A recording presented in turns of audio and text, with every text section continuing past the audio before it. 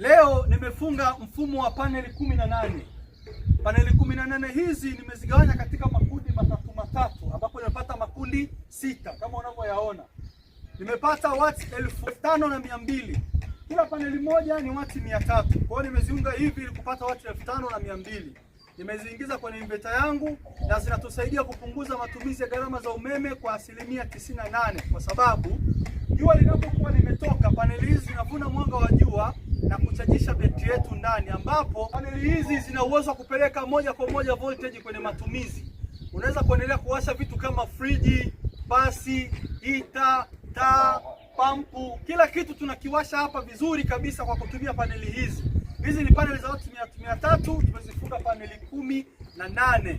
Umeme unapokuwa umekatika, basi paneli hizi zinakuwa zilishavuna mwanga wa jua na kuchajisha betri. Kwa hiyo inatumika kama backup pia. Kama unapenda mifumo kama hii, tutafute kwenye namba za simu ambazo unaziona kwenye skrini hapo. Kwa hiyo tutakufungia mifumo kama hii kwa gharama nzuri kabisa. Tupigie simu sasa.